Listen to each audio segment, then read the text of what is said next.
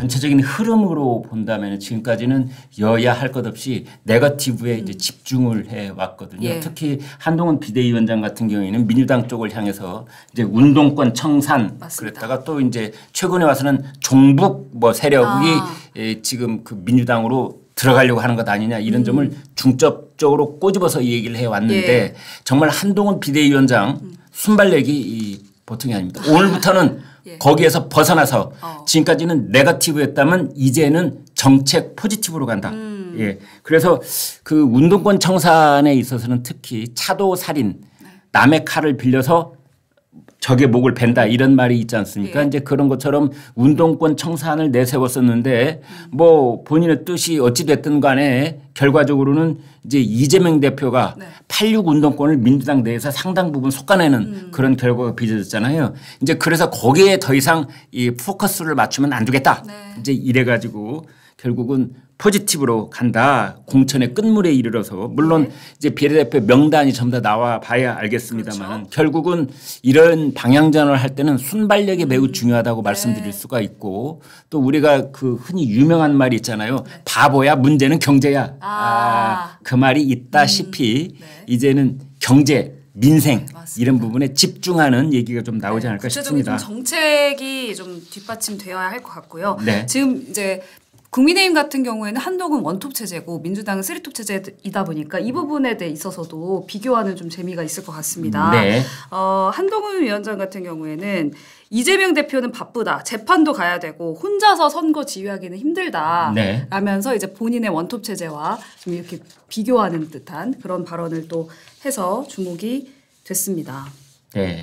오늘 오전에 있었던 상황을 좀 말씀을 드리겠습니다. 이 문제가 앞으로 이제 29일 남았나요? 28일 남았나요? 29일 남았죠. 네. 선거 당일까지 매우 중요한 역할을 할 수 있습니다. 네. 그래서 왜 이쪽은 원톱이고 이쪽은 쓰리톱이냐 이것이 국민의힘과 민주당의 선거 전략에는 어떤 영향을 미칠 수 있겠느냐 네. 또 프레임 구성은 어떻게 될 것이냐 이런 건데요. 일단 민주당만 얘기를 해보겠습니다. 예. 원래 이제 이재명 그다음에 이해찬. 그다음에 김부겸 뭐 그다음에 또 이제 전직 총리들이 뭐 또 두 분이 더 있잖아요. 네. 그런데 이낙연은 나가버렸고 그렇죠. 정세균은 여기에 합류할 뜻이 없는 것 같아요. 지금 네. 해외 나가 있다는 얘기도 있고 그래서 국내에 있는 사람이 김부겸인데 김부겸이 처음에는 통합 뭐 포용 네. 뭐 이런 것들을 받아주지 않으면 몸담지 않겠다 했는데 이제 결국은 이 세 사람이 하는 걸로 돼 있는데 지금 한동훈 비대위원장이 말한 것처럼 이 이재명은 하라고 해도 못합니다. 너무 바빠서. 예. 3월에 재판 5번 받아야 되죠. 네. 인천 계양을 지금 그렇죠. 5차 범위 내에 들어있죠. 그다음에 원희룡한테 곧 골든 크로스를 허용할지도 모른다 이런 점이 있기 때문에 네. 이제 계양을에 올인하고 하면 어차피 선대위는 이제 이해찬과 김부겸이 끓일 수밖에 없다 이런 얘기가 있는데 그래서 저희가 올해 이제 오늘 그 썸네일에 말이죠. 2인 삼각 벌써부터 삐걱된다라는 말을 붙인 이유가 뭐냐면 3인 4각 아닙니까? 글쎄요. 3인 4각이 사실은 정확한 말이라고 할 수 있겠죠. 예. 네. 여기 오늘 이렇게 돼 있어요. 김부겸 전 총리가 이런 말을 했습니다. 공천의 기회를 갖지 못한 분들을 잘 위로하고 그분들과 더 나은 미래를 위해서 허심탄회한 그런 대화와 호소가 있기를 바란다. 이렇게 당의 단합을 강조하는 얘기를 했습니다. 네. 오늘 3인 선대위에서. 그런데 이것을 받아가지고 이해찬 전 대표가 뭐라고 그랬느냐 갑자기 분위기가 싸하게 흘러가는데 그것은 다 지나간 하나의 과정일 뿐이다. 라고 얘기를 했어요. 그래서 현장에 있는 기자들은 김부겸과 이해찬이 부딪히네. 삐걱거리는 거 아니야? 네. 지금 그러니까 이해찬 전 대표 이해찬 공동선대위원장 입장에서는 더 이상 거론하지 마라. 공천 탈락자들 더 이상 얘기하지 마라. 지나간 일이다. 탈당한 사람들 더 이상 얘기하지 마라. 뭐 이제 이런 메시지를 보낸 것이 아닌가. 그런데 김부겸 입장은 그게 아니거든요. 네. 포용해달라. 통합해달라. 통합해라. 상생하자. 네, 알겠습니다. 그리고 이제 임종석 전 비서실장이 과연 선대위 합류할 것인가 이 부분도 굉장히 주목이 됐던 부분인데 이제 비명행사 논란의 중심에 있던 임종석 전 비서실장 입장문에서 윤석열 정권 심판을 위해 백의종군한다 이렇게 말을 했습니다. 그러면서 이재명 대표를 중심으로 돌파해야 된다. 이제부터는 친명도 없고 비명도 없다. 네, 이렇게 말하면서 감투도 의존도 원치 않는다. 전국을 돌면서 상처받은 민주당원 위로할 것이다. 이렇게 말을 했습니다. 그러니까 아직까지는 선대위 합류 가능성이 어느 정도는 좀 열려 있지 않나 이런 생각이 좀 들거든요. 네, 충분히 가능하죠. 예, 충분히 가능하다고 보고요. 그런데 제일 무서운 말 중에 하나가 임종석처럼 말하는 거거든요. 백의종군하겠다. 백의종군하겠다. 예. 근데 정말 그 친문 또는 뭐 친명 이런 계파를 다 초월해서 정말 단일팀으로 가겠다 그러면 선대위에 왜 그 직책을 안 맡겠습니까? 지금까지는 뭔가 싸한 겁니다.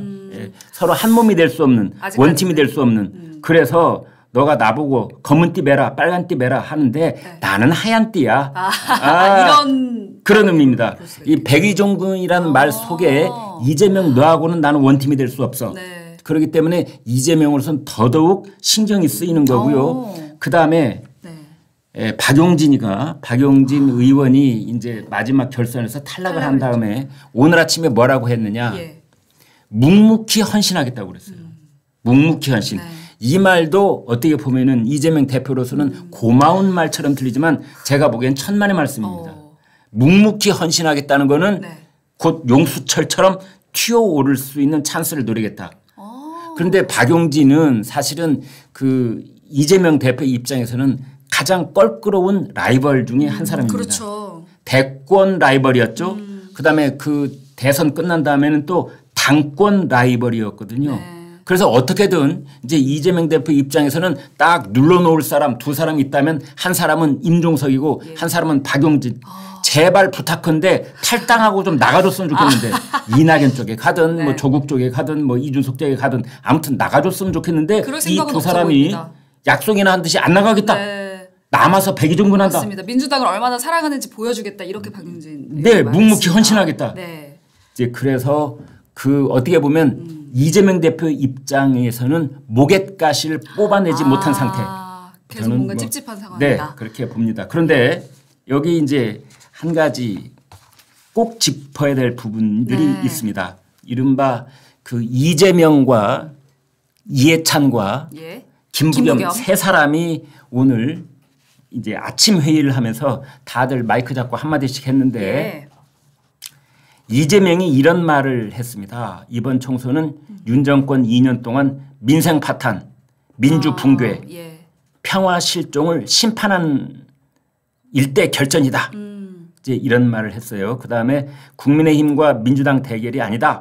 국민과 국힘의 대결이다. 이렇게 했는데 이제 이게 어떤 프레임 씌우기라고 볼 수가 있고요. 그다음에 이해찬 뭐라고 했느냐. 뭐 현실 정치를 떠났지만 이번 선거만큼은 놓치지 않겠다. 그래서 이제 선대에 합류했다. 그리고 김부겸 뭐라고 했느냐.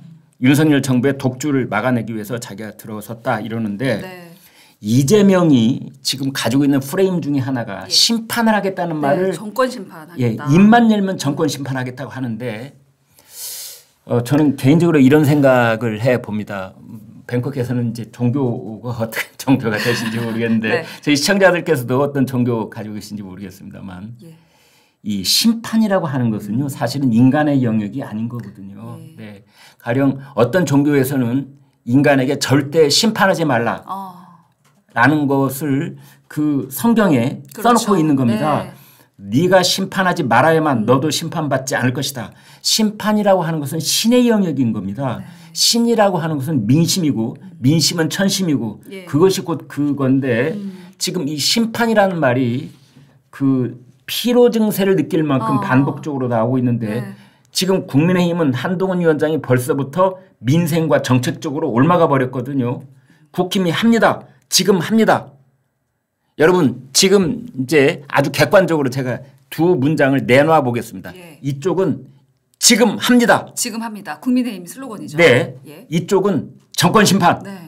어느 쪽이 매력적입니까? 지금 합니다가 저는 조금 매력적인 것 같아요. 슬로건만 본다면. 그래서 이제 그런 점이 하나가 있습니다. 그래서 앞으로 어떻게 될지는 모르겠는데 그다음에 또 하나는 이재명 대표가 이런 말을 했어요. 정말 이거는 그 충남 홍성시장 네, 유세에서 했다는 말인데 그 말 좀 소개해 주시겠어요? 네. 홍성시장 유세에서 현 정권을 겨냥하면서 법은커녕 기본적인 윤리조차도 지키지 못하는 폐륜 정권이다. 국민 알기를 뭐로 알고 있지 않느냐 이렇게 말을 하면서 네. 국민 무서운 줄을 모르면 회초리로 치고 회초리로도 안 되면 몽둥이로 때려서라도 정신 차리게 해야 주인을 배반하지 않는다라는 말을 했습니다. 이게 도대체 무슨 말입니까? 네. 무슨 주인을 배반하지 않는다. 몽둥이로 때려서. 네. 주인을 배반하지 않는다. 몽둥이로 때린다. 뭐를 말할까요? 현대 사회에서 미친 개를 말하는 겁니다. 미친 개. 예. 그 미친 개 세 글자를 이재명이 자기 입에 올리지는 않았지만 예. 우리가 지금은 네. 다 이제 우리 사회가 진전돼 나가는 과정 속에 있기 때문에 예전에 우리 조상들이 썼던 이 속담 중에서 지우개로 빡빡 지워버린 속담이 몇 개 있습니다. 뱅커가 여기 계셔서 좀 미안한 속담인데요. 가령 네. 그 뭐 명태와 마누라는 뭐 사흘에 한 번씩 뭐 이런 것도 있었어요. 사실은 그 농담 모르시죠? 네. 속담. 이게 말이죠. 지금 이재명 대표의 머릿속에는 무슨 생각이 흘러가고 있는지 어떨 때는 좀 모골이 송연할 때가 있어요. 아니 몽둥이로 잡아야 된다. 회초리로 안 되면 이게 도대체 21세기 2024년에 총선을 지금 29일 남겨놓은 시점에 당 대표 공당의 당 대표가 할 소리입니까? 몽둥이를 휘두르다니요. 이게 무슨 말이에요 도대체. 저는 정말 끔찍했습니다. 말을 할 때는 조금 더 신중하게 선을 좀 지켜가면서 해야 되지 않을까 싶고요. 폐륜 정권이라는 이야기에 대해서도 한동훈 위원장이 또 대응을 하지 않았습니까? 네. 네. 사실 지금 이제 어떻게 보면은 이재명 대표가 자승자박할 수 있는 그런 발언들을 하고 있는데 폐륜이라는 말을 사전을 찾아보면 네. 폐륜이라고 하는 것은 자식이 부모를 해친다든지 예. 또는 형제 간에 어떤 해코지를 한다든지 네. 배신을 한다든지 뭐 끔찍한 살인을 저지른다든지 이런 범인을 우리가 폐륜 범죄를 저지른다고 합니다. 폐륜이라는 그런 겁니다. 네. 하늘의 뜻을 어긋나게 하는 건데 그런데 우리 이제 까놓고 얘기를 해서 한동훈 비대위원장도 말을 했는데 예. 폐륜 그게 바로 적용될 수 있게 떠오르는 사람이 누굽니까? 아니 그거잖아요. 예. 찢이라고 하는. 아이고. 네? 자기 형수한테 전화로 정말 우리는 한평생 동안 입에 담기는커녕 들어보지도 못할 그 욕. 그 욕을 했던 사람 누가 폐륜입니까? 이제 이런 생각이 드는 거예요. 네. 그런데 그 얘기를 한동훈 비대위원장이 먼저 꺼낸 게 아니라 이재명 대표가 먼저 꺼냈어요. 맞습니다. 참 기가 막힌 일이 벌어지고 있습니다. 이제 말씀이 나온 김에 아까 우리 선대위 얘기를 했는데 지금 오늘 아침에 장동혁 국민의힘 사무총장이 이제 국민의힘 선대위는 어떻게 꾸려가느냐 이런 얘기를 쭉 기자들한테 설명을 했습니다. 네. 방금 전에 했는데 그거는 한동훈 총괄 선대위원장 한 사람이 그렇죠. 있고 그 밑에 네 사람을 둔답니다. 네. 원희룡, 안철수, 나경원 그다음에 윤재옥 죄송합니다. 네, 윤재옥. 네. 그래서 일단 네 사람이 그 바로 밑에 있고 맨 위에는